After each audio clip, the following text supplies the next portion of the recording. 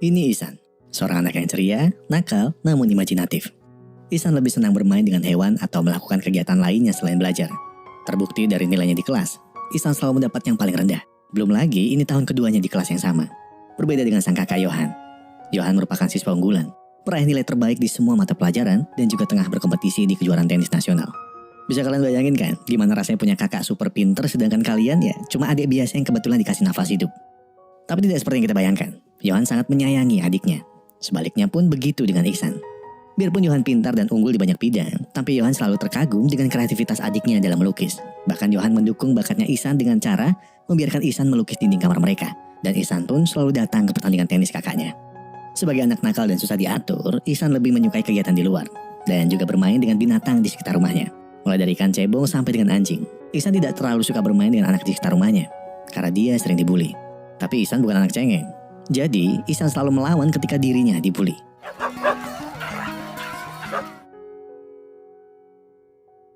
Namun Ihsan selalu disalahkan, padahal bukan Ihsan yang memulai.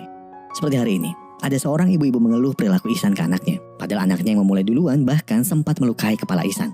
Ayah dan ibu Ihsan hanya bisa tertunduk dan meminta maaf. Tapi Ihsan yang mengintip dari balik pintu segera ketahuan. Ayahnya langsung menarik dan memukulnya tempat untuk mendisiplinkannya. Seperti orang tua lainnya, mereka berdua sebenarnya menyayangi Ihsan. Namun mereka percaya kalau kelakuan dan nilai rendah Ihsan terjadi karena malas dan susah diaturnya Ihsan.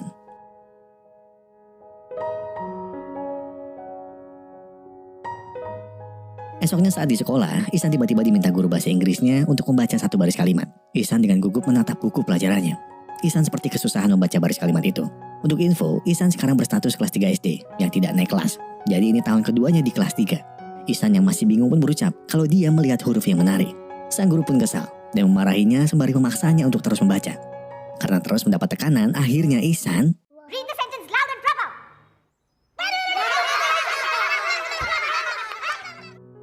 Gurunya marah dan menyuruh Ihsan keluar ruangan. Ini bukan pertama kalinya Ihsan dihukum di luar ruangan. Justru Ihsan lebih menikmatinya daripada harus belajar di dalam kelas. Setelah pelajaran bahasa Inggris, Ihsan masuk kembali ke kelas.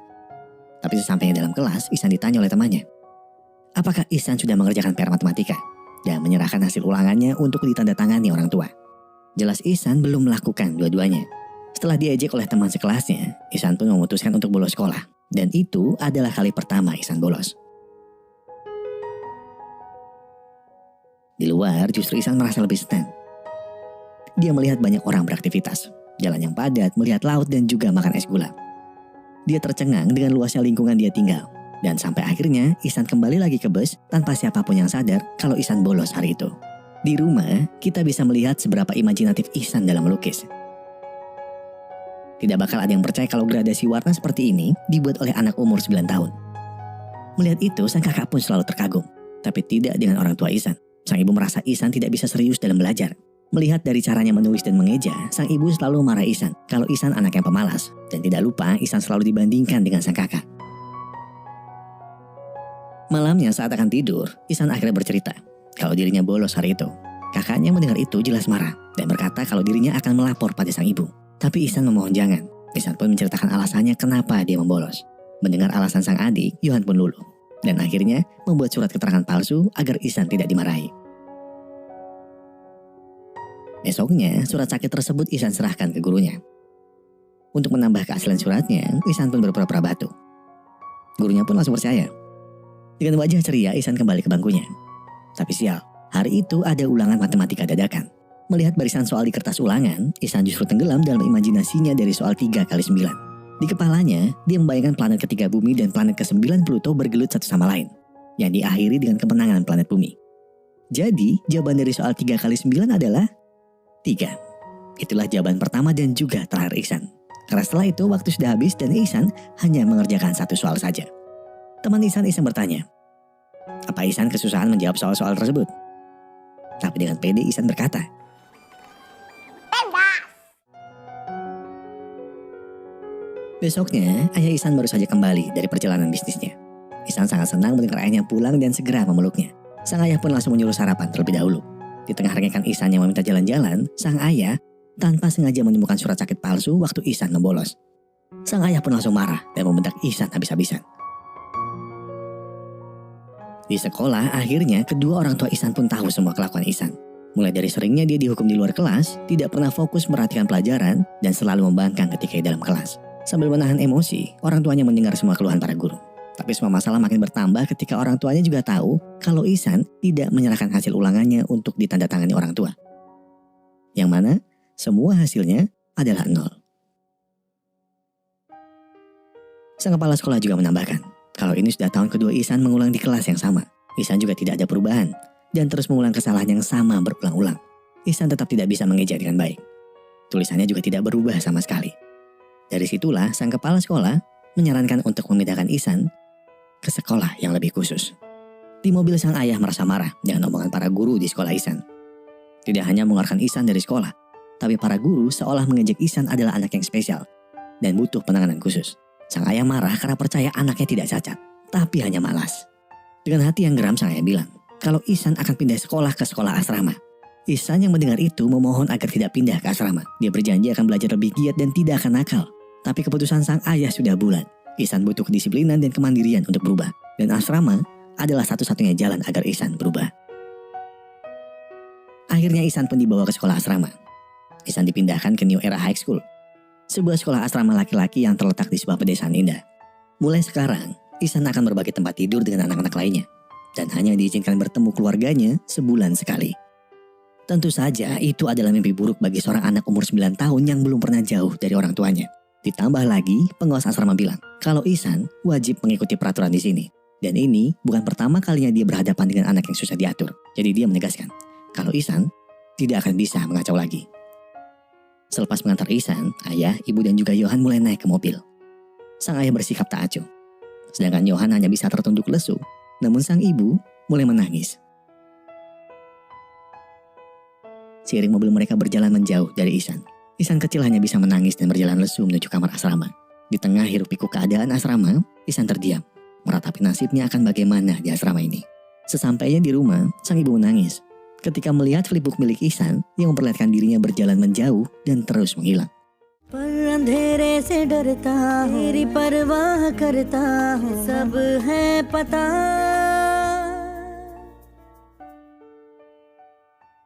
Sang ibu menyadari betapa takutnya Ihsan menjauh dari mereka. Selama di asrama, Ihsan harus benar-benar berjuang belajar semuanya sendiri. Mulai dari memakai dasi sampai tali sepatunya. Tapi itu bukan yang terburuk. Di sekolah barunya, Ihsan merasakan hal yang sama seperti di sekolah lamanya. Semua guru menekannya untuk mengikuti kata mereka. Pernah suatu ketika Ihsan menjawab betul arti sebuah puisi. Tapi sang guru malah menertawainya karena Ihsan seperti berkata omong kosong. Ditambah lagi, Ihsan pun harus merasakan mendapat hukuman fisik dari guru pelajaran favoritnya, yaitu pelajaran seni. Tak ada perubahan, Ihsan justru semakin stres dengan semua pelajaran yang dia terima.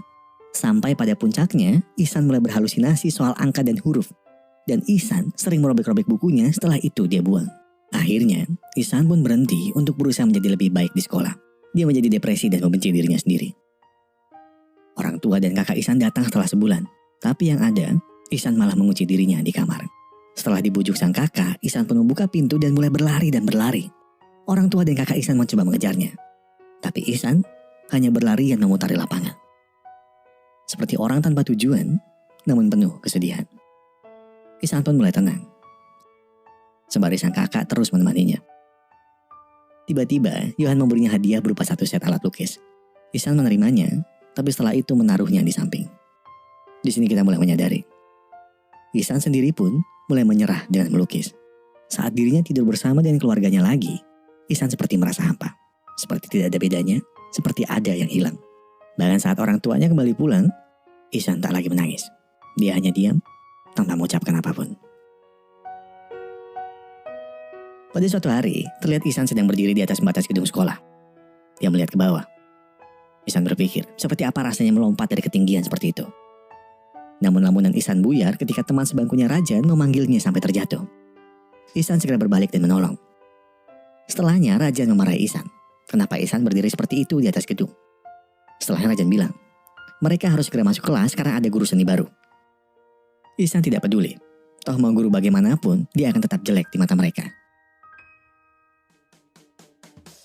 Namun sepertinya guru yang satu ini agak berbeda. Guru baru itu masuk dengan menggunakan kostum badut dan sambil memainkan seruling. Anak-anak mulai menari. Dan sepertinya mereka semua menikmati suasana kelas yang dibuat oleh guru baru itu. Semuanya, kecuali Iksan.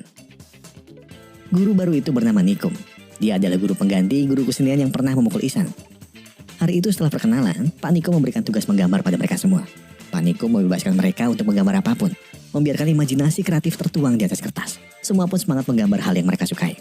Kecuali satu orang, Ihsan. Di sana Ihsan hanya terdiam. Pak Nikum yang melihat itu berpikir, mungkin Ihsan hanya butuh waktu. Namun saat sebagian besar anak-anak di kelas sudah hampir selesai, Ihsan masih belum menggambar apapun. Pak Nikum yang khawatir pun bertanya pada Ihsan. Tapi, dia diam saja. Malamnya, Ihsan mendapat kabar kalau ibunya menelpon. Ihsan segera mengangkat teleponnya. Ibunya memberitahu kalau mereka tidak bisa datang menjenguk karena Johan ada pertandingan tenis. Johan pun juga bilang kalau dia sedikit gugup karena ini pertama kalinya Johan bermain tanpa adik kesayangannya di pinggir lapangan. Dan Ihsan yang mendengar itu hanya diam dan menangis. Setelah itu dia pergi tanpa mengucap sepatah kata pun. Keesokan harinya tanpa sengaja Pak Nikum melihat Ihsan dihukum di luar. Ihsan terlihat ketakutan saat Pak Nikum mencoba bertanya kenapa dia di luar. Pak Nikum yang sadar Ihsan seperti merasa tidak nyaman akhirnya pun pergi. Dia sempat berbalik tapi Ihsan sudah pergi entah kemana. Setelah itu Pak Nikum mendatangi teman sebaku Ihsan, Rajan. Pak Nikum bertanya, apa yang terjadi dengan Ihsan? Rajan pun bercerita kalau dia anak baru dan sangat ingin pulang. Selama di kelas, Ihsan selalu dimarahi karena tidak ada tugas yang dia kerjakan dengan benar. Dia tidak bisa mengeja dan semua bukunya penuh dengan coretan merah dari guru. Ihsan sering dihukum di luar juga, karena susah sekali fokus dan dianggap mengganggu kenyamanan kelas. Pak Nikum yang mendengar itu segera memeriksa buku Ihsan. Dan benar saja, semua buku Ihsan dipenuhi dengan coretan dari kesalahan yang sama. Pak Nikum segera menyadari suatu pola di semua kesalahan Ihsan. Pak Nikum bisa tahu karena dirinya juga mengajar di sebuah sekolah berkebutuhan khusus. Dan lagi, Pak Nikum mengalami hal yang sama saat kecil. Setelah berminggu-minggu berpikir, akhirnya Pak Nikum tahu apa yang terjadi dengan Ihsan. Dirinya pun pergi ke rumah orang tua Ihsan. Orang tua Ihsan kaget saat melihat Pak Nikum datang. Setelahnya, mereka menyerahkan buku Ihsan saat bersekolah dulu. Pak Nikum terkejut saat mengetahui kalau Ihsan sangat suka melukis. Pak Nikum terkagum dengan semua lukisan Ihsan. Namun Pak Nikum juga sedih karena sekarang Ihsan sudah kehilangan semangatnya untuk melukis. Dan itu karena tekanan yang diberikan padanya. Sang ayah malah bilang kalau Ihsan itu hanya malas dan benci belajar. Beda dengan kakaknya. Pak Nikum pun segera menunjukkan buku Ihsan. Dia menjelaskan pola kesalahan yang sering dilakukan Ihsan. Dia membolak-balik huruf dan kesulitan membedakannya. Tapi tetap saja, sang ayah berkata itu karena Ihsan malas dan tidak mau memperhatikan pelajaran dengan baik. Pak Nikum menjelaskan lagi, kalau Ihsan memiliki kondisi perbedaan di neurologisnya, atau dia menyebutnya dengan diseleksia. Diseleksia sendiri adalah kondisi di mana penderitanya akan kesulitan membaca, menulis, ataupun mengeja. Penderita diseleksia akan kesulitan dalam mengidentifikasi kata-kata yang diucapkan dan mengubahnya menjadi huruf atau kalimat. Jadi Ihsan tidak bisa memahami pola tertentu seperti huruf dan angka. Jelas Ihsan merasa menderita ketika dirinya harus memasang dasi sendiri dan kesulitan saat membaca, yang mana dia butuh perhatian khusus. Tapi malah mendapat tekanan dan malah dirinya dianggap malas. Sang ayah tidak terima ketika anaknya dibilang berkebutuhan khusus oleh guru honorer seperti Nikum. Akhirnya Pak Nikum mengambil sebuah kotak mainan yang penuh dengan tulisan berbahasa Jepang. Pak Nikum menyuruh sang ayah membaca. Ya jelas dirinya tidak bisa. Pak Nikum terus menyuruh si ayah membaca. Si ayah marah karena dia tidak tahu cara membacanya. Lalu Pak Nikum berkata, "Bodoh, dasar pemalas." Sang ayah tertegun mendengar kalimat itu. Akhirnya dia mengerti apa yang Ihsan rasakan. Namun tetap saja, sang ayah tidak mau jika Ihsan hanya bisa melukis saja. Ayahnya merasa Ihsan tidak bisa bersaing di luar sana jika suatu saat nanti dirinya sudah tidak bisa menafkahinya lagi. Saat di sekolah, Pak Nikum kembali mengajar kelas Ihsan. Hari itu Pak Nikum menjelaskan tentang tokoh-tokoh dunia. Tapi bukan dari penemuannya. Namun dari masa kecil mereka yang selalu diremehkan bahkan dihina banyak orang. Seperti Albert Einstein yang tidak bisa membedakan huruf X dan Y. Leonardo da Vinci yang menulisnya secara terbalik. Dan seorang penemu bohlam yang ternyata saat kecil dirinya selalu mendapat nilai 0. महान हस्ती ने दुनिया को इलेक्ट्रिसिटी से रोशन किया। Thomas Alva Edison. बिल्कुल सही Ishan. Itu pertama kalinya Ihsan menjawab. Dan jawaban itu membuat Pak Nikum melihat secercah harapan dari Ihsan. Dan juga membuat Ihsan merasa lebih baik. Hari itu juga Pak Nikum menyuruh anak-anak belajar di luar kelas. Ihsan di sisi lain terlihat sedang membuat perahu dari karet gelang dan barang-barang bekas lainnya. Dan hebatnya, perahu itu bekerja dengan baik. Pak Nikum yang melihat itu sadar kalau kreativitas Ihsan mulai kembali. Tapi jalannya masih panjang jika harus mengikuti anak-anak seusianya. Suatu hari, Pak Nikum menemui kepala sekolah untuk memberitahukannya soal masalah Ihsan. Setelah mendengar cerita Pak Nikum, Pak Kepala Sekolah berkata, kalau sebaiknya Ihsan pindah ke sekolah berkebutuhan khusus. Namun Pak Nikum bilang kalau Ihsan tetap harus belajar dengan anak-anak lainnya. Karena sudah tugas guru memahami masalah anak didiknya dan membantu anak didiknya mencapai potensi terbaik mereka. Tapi kepala sekolah bilang kalau tidak mungkin guru memperhatikan satu persatu muridnya. Apalagi jika murid tersebut membutuhkan penanganan khusus. Di situ Pak Nikum bilang kalau dirinya saja yang akan mengajar Ihsan. Dia akan mengajar Ihsan sepulang sekolah dan sekolah tak harus bayar untuk jam tambahannya. Dan akhirnya kepala sekolah pun menyetujuinya. Pelajaran tambahan untuk Ihsan pun dimulai. Pak Nikum mengawali dari menjelaskan ke Ihsan tentang pola kesalahan yang sering dia lakukan. Lalu mereka melanjutkan ke pelajaran membedakan huruf abjad menggunakan metode sensori kotak pasir dan tanah liat. Ihsan juga mendapat buku audio untuk didengarkan serta menggunakan anak tangga sebagai latihan berhitung. Dan hanya dalam waktu 2 bulan Ihsan mulai bisa memahami pelajaran yang selama ini dianggap sulit dan tidak dapat diajarkan oleh guru-guru lainnya. Terlihat dari cara menulis Ihsan yang mulai rapi dan juga tatapannya yang kembali cerah. Tidak lupa mereka selalu meluangkan waktu untuk mempelajari banyak pola lukisan dan pelukisnya. Suatu hari, ayah Ihsan tiba-tiba datang ke sekolah dan bertemu dengan Pak Nikum. Ternyata ayah Ihsan datang ke sekolah untuk beritahu Pak Nikum kalau dia dan istrinya sudah membaca banyak artikel dan jurnal ilmiah tentang diseleksia. Dia melakukan itu untuk memberitahu Pak Nikum kalau dia bukan orang tua yang lalai dan dia juga orang tua yang sangat perhatian dengan anaknya. Namun Pak Nikum bilang, perhatian yang sesungguhnya adalah rasa sayang orang tua terhadap anaknya. Seperti ucapan sayang, pelukan hangat, kata-kata yang menenangkan hati ketika sang anak gelisah. Itu semua perhatian dari mulai sekarang sampai seterusnya. Ayah Ihsan yang mendengar itu terdiam. Banyak dari hal tadi yang tidak pernah dia lakukan ke Ihsan. Saat ingin pamit, Pak Nikum menambahkan sebuah cerita. Ada sebuah ritual unik di Pulau Salomon, di mana ketika para warga ingin menumbangkan sebuah pohon, mereka tidak memakai alat sama sekali. Yang mereka lakukan adalah berkumpul dan memaki pohon itu. Dan dalam hitungan hari, pohon itu layu. Dan itulah yang dilakukan orang tua Ihsan dan gurunya kepada Ihsan. Syok dengan cerita Pak Nikum, ayah Ihsan tidak sengaja melihat anaknya sedang membaca mading di sekolah dengan terbata-bata. Menyesal dengan semua perbuatannya, ayah Ihsan hanya bisa menangis. Setelah itu berlalu pergi.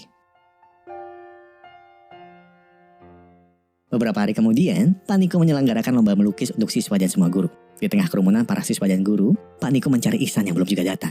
Takut Ihsan berhenti dari melukis, tiba-tiba Ihsan datang.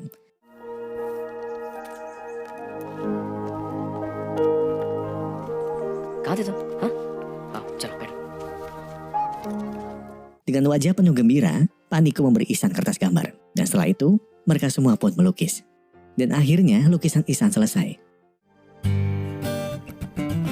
पर्दे करो किनारे खूटे से बंदी है हवा में लिख के शामे आना आज हमें है सजाना मौसम का है मेहमान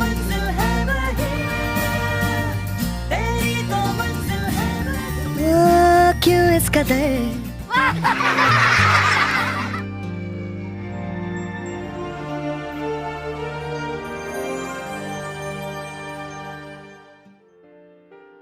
Itu adalah sebuah lukisan indah tentang dirinya yang sedang duduk di tepi tebing saat menjelang subuh. Ihsan dengan malu dan ragu menyerahkan lukisannya. Pak Nikum terkagum dengan lukisan Ihsan yang imajinatif dan penuh dengan warna. Sementara itu, Ihsan mengintip lukisan Pak Nikum. Yang ternyata, itu adalah potret dirinya Ihsan. Ihsan pun menangis. Baru pertama kalinya, dia merasa ada orang yang bangga dengan dirinya. Di akhir acara, akhirnya diumumkan kalau pemenang lomba melukis ini nantinya lukisannya akan menjadi sampul depan buku tahunan sekolah mereka. Selain itu Pak Kepala Sekolah juga bilang kalau dia sangat menikmati acara ini dan baru pertama kali melihat para guru dan murid sangat akur satu sama lain. Dan sekarang adalah waktunya pengumuman pemenang lukisan yang menurut Kepala Sekolah sangat sulit karena lukisannya sama-sama bagus. Namun pada akhirnya Pak Sekolah mengumumkan kalau lukisan Ihsan lah yang menjadi pemenangnya. Ishan नंद किशोर अवस्थी Ishan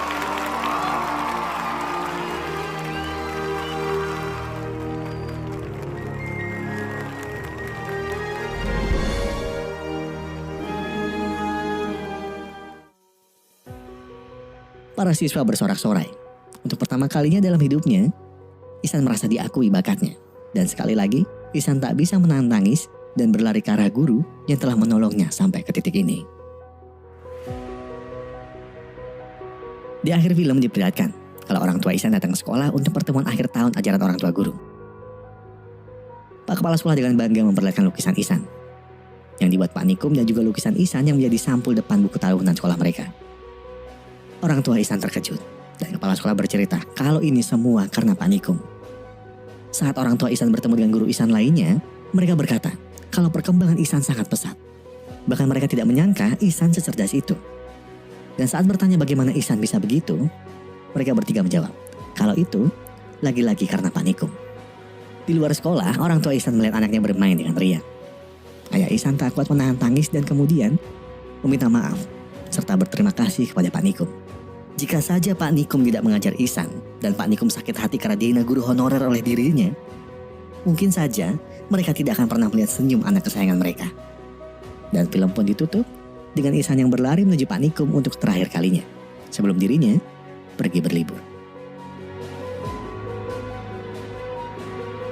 Ihsan bukan anak berkebutuhan khusus.